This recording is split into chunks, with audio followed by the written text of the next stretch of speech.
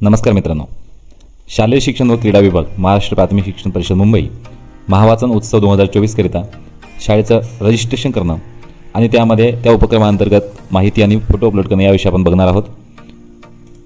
Google क्रोमवर गेल्यानंतर महावाचन असं type करा, त्यानंतर ही साईट ओपन होईल ज्यामध्ये आपल्याला पहिल्यांदा स्कूलचं रजिस्ट्रेशन करायचं आहे।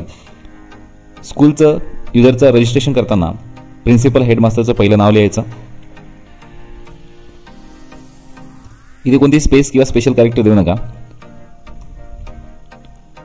Principal headmaster first name, last name, हेडमास्टरचा ईमेल आयडी नंबर, त्यानंतर त्यांचा मोबाईल नंबर।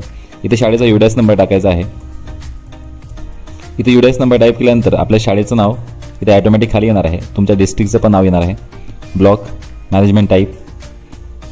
इथे आपल्याला मीडियम ऑफ एज्युकेशन सिलेक्ट करायचं आहे, मी मराठी सिलेक्ट करतो। त्यानंतर स्कूल स्ट्रेंथ लिहायची आहे, ज्यामध्ये स्टँडर्ड 3rd to 12th पर्यंतची तुमची स्ट्रेंथ टाकायची आहे नंबरमध्ये। पासवर्ड क्रिएट करायचा आहे, तो पासवर्ड कन्फर्म करून इथे ही सबमिट बटन इथं क्लिक करायचं। त्यानंतर आपल्या शाळेचं रजिस्ट्रेशन झालेलं असेल।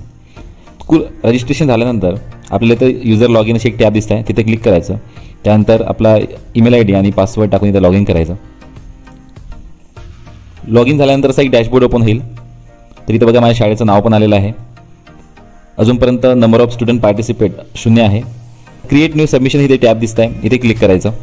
या महावाचन उत्सवामध्ये ज्या मुलांनी सहभाग घेतला त्या मुलांची इथं माहिती भरायची आहे। त्या मुलाचं पहिलं नाव, त्यानंतर त्याचं शेवटचं नाव, त्या विद्यार्थ्याचा रोल नंबर, तो कोणत्या क्लासचा आहे तिथं क्लास सिलेक्ट करायचा, त्याचं सेक्शन निवडायचं, त्याची लँग्वेज, टॉपिक किंवा त्या बुकचं नाव इथं लिहायचं आहे। इथं फाईल सिलेक्ट करायची, फोटो किंवा PDF ची फाईल सिलेक्ट करायची, ओपन करायचं।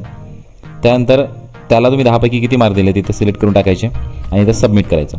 अशा प्रकारचं त्या विद्यार्थ्याचं महावाचन उत्सवानुसार महावाचन एंट्री सबमिशन फॉर्म भरले जाईल। अशा प्रकारे या वाचन उत्सवामध्ये जेवढे विद्यार्थी सहभागी होत असतील त्या सगळ्या विद्यार्थ्यांची इथं माहिती तुम्हाला भरता येईल।